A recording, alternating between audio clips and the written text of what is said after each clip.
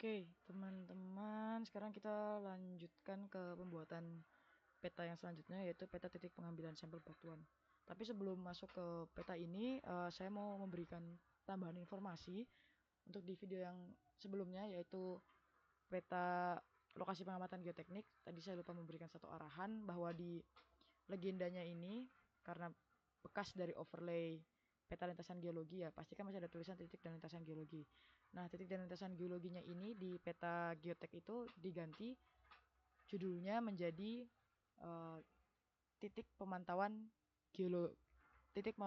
pemantauan geoteknik. Nah, itu aja tambahannya untuk pengaturan legendanya. Sekarang kita lanjut ke pembuatan peta titik pengambilan sampel batuan ini. Nah, seharusnya kalau kita melakukan kegiatannya secara langsung, tentu aja titik pengambilan sampelnya ini dilakukan berdasarkan data primernya. Bisa saja dia hanya mengambil di beberapa titik tertentu aja gitu, teman-teman. Nah, kenapa dia bisa ngambilnya itu di titik-titik tertentu saja? Karena semuanya itu tergantung juga pada kondisi batuan yang ada di sana.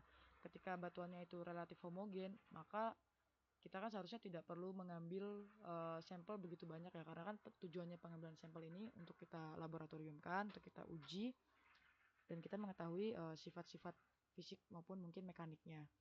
Kalau dia relatif homogen, berarti kan kita tidak perlu menyempel setiap titik lokasi pengamatan geologi kita. Tapi ketika dia memiliki secara megaskopis, kita lihat nih ada perbedaan dari satu LP ke LP yang lain pada saat kita melakukan pemetaan geologi, otomatis kita harus mengambil sampelnya untuk menjadikan perbandingan data nantinya.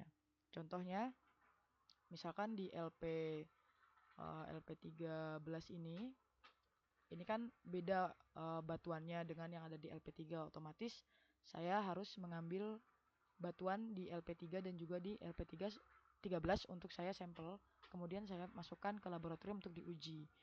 Lalu ketika misalkan ya di LP2 dan LP3 sama-sama batu gamping, tapi ada sifat yang berbeda, entah mungkin dari ukuran butirnya atau mungkin dari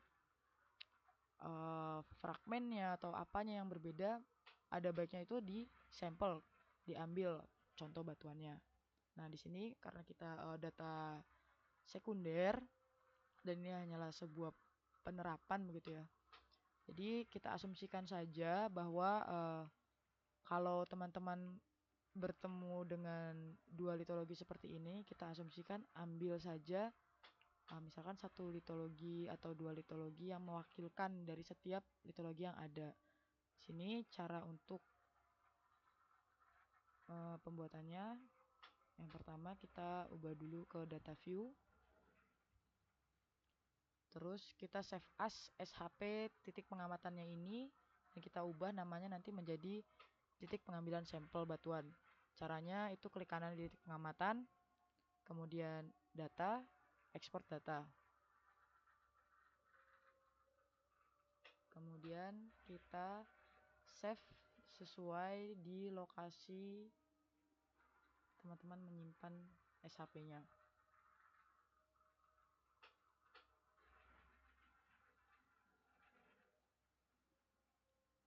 Ini saya kasih nama folder baru, titik pengambilan sampel.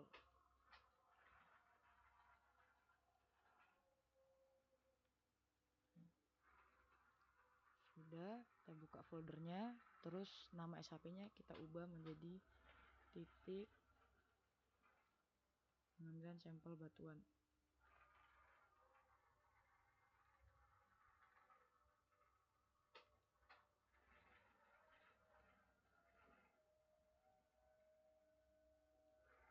Nah, kalau menemukan error seperti tadi, berarti teman-teman harus mengubah save as type-nya. Type-nya ini diubah menjadi save file, baru bisa di-save. Kemudian oke. Nah, kalau ada muncul peringatan seperti ini, kita klik saja yes supaya data yang tadi kita ekspor itu masuk kembali. Nah, ini kan sudah ada SHP yang tadi kita buat titik pengambilan sampel batuan. Kalau sudah seperti ini, titik pengamatan geologinya ini bisa teman-teman remove saja atau bisa teman-teman hide saja karena kita sudah tidak membutuhkan titik pengamatan ini. Nah, kalau sudah seperti ini, langkah selanjutnya adalah kita akan menyeleksi kira-kira seberapa banyak sampel yang mau kita ambil untuk kita ujikan ke laboratorium. Kita ambil estimasi saja, ini kan anggaplah IUP saya ini luasannya 90 hektar. Nah, kalau misalkan dari 90 hektar ini saya cuma mengambil 2 sampel kan rasanya kurang representatif. Jadi sini saya asumsikan saya mengambil 5 buah sampel misalkan. Satu sampel untuk batuan lanau. Ini saya nyalakan dulu simbologinya.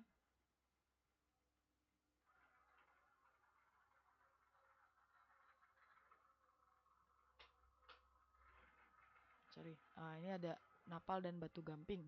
Jadi satu sampel untuk napal karena kebetulan saya di lokasi ceritanya hanya menemukan satu buah LP napal dan sisanya adalah batu gamping. Jadi di sini saya akan mengambil 5 buah titik pengambilan sampel. Yang pertama ada satuan napal di sebelah sini.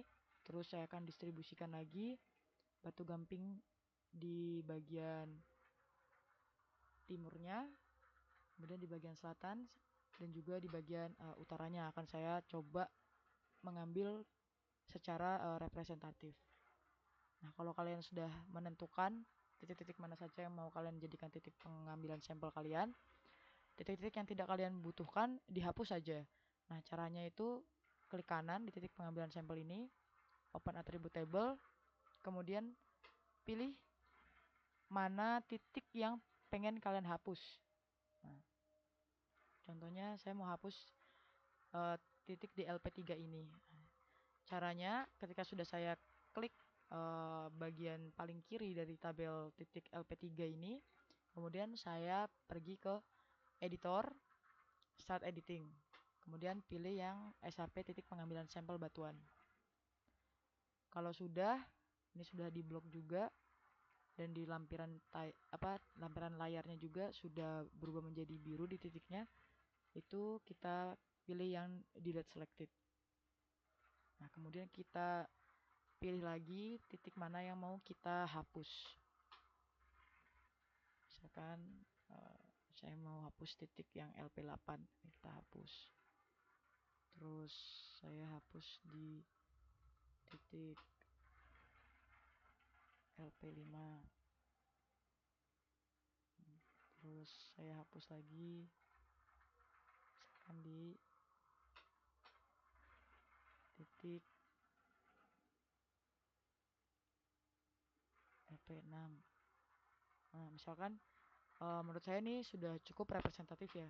Ini ada berapa totalnya? 1, 2, 3, 4, 5, 6, 7, 8, 9, ada 10 titik. Nah, maksudnya representatif itu melingkupi seluruh bagian IUP. Jadi ada di bagian tengahnya juga, kemudian ada di bagian utaranya, bagian timurnya, bagian baratnya, terus juga di bagian selatannya. Jadi tidak hanya bertumpuk di salah satu bagian saja. Nah, kalau menurut saya anggaplah ini sudah cukup representatif untuk pengambilan sampel karena sudah mewakili seluruh lokasi IUP dan juga sudah mewakili litologi atau batuan yang ada di IUP-nya ini.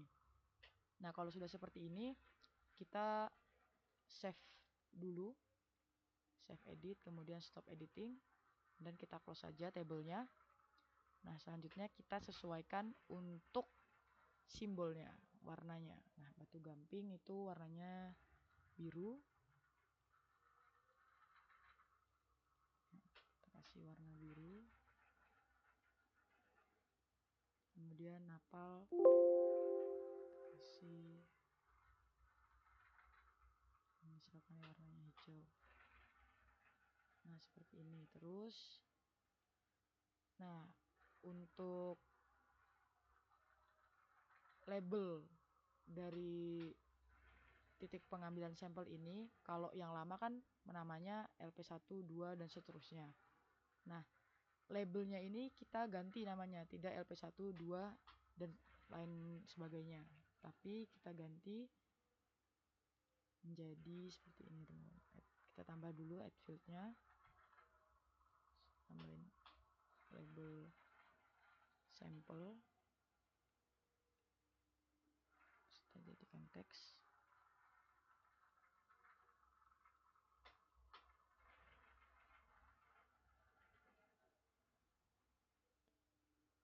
Terus buka editor.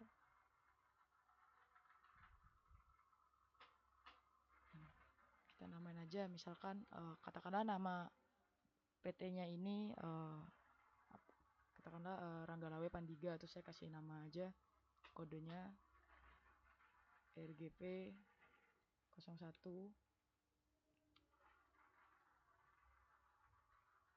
RGP 02, dan seterusnya. Jadi ada perbedaan label untuk pengambilan sampel dan juga untuk label titik pengamatan geologi dan juga geoteknik. Nah, ini tinggal teman-teman isi saja sampai akhir. Kalau sudah di save dan stop editing. Nah, kemudian ditampilkan labelnya dengan cara klik kanan, properties, labels, di checklist label fiturnya, terus label filter diganti yang label sampel. Nah, seperti ini nanti udah ada nama-namanya ini. Untuk pewarnaannya disesuaikan saja. Kalau dirasa warna hitam ini namanya tidak terlihat, diganti warna putih atau mungkin warna-warna lainnya, atau mungkin dimasking dengan halo. Nah, untuk overlay-nya masih sama dengan citra satelit. Kalau sudah, kita akan mulai ke layout-nya.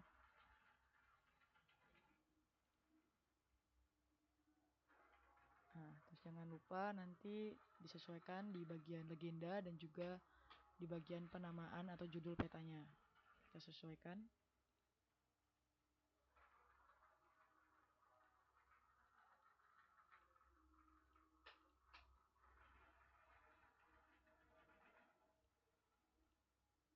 Nah, ini namanya bukan lagi titik dan lintasan geologi, tapi titik pengambilan sampel batuan. Atau boleh juga ditulisnya titik pengambilan sampel aja.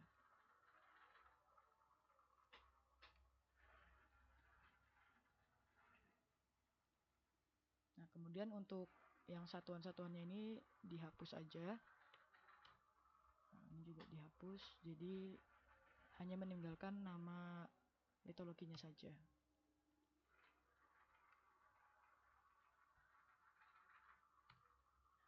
Nah, sudah seperti ini. Kalau sudah selesai layoutingnya, terus sudah dilihat peta indeksnya juga sudah muncul, nama-nama desa, kecamatan, dan juga kabupatennya sudah masuk. Terus untuk sumber petanya juga masih sama, tambahannya hanya pemetaan geologi tahun 2023 saja. Kalau sudah sesuai semua, scale barnya dan yang lain-lainnya sudah sesuai, tinggal teman-teman ekspor saja menjadi PDF dan diasistensikan. Seperti itu. Mungkin cukup sekian penjelasannya. Apabila masih ada yang bingung, bisa kembali ditanyakan ke asusnya masing-masing. Terima kasih.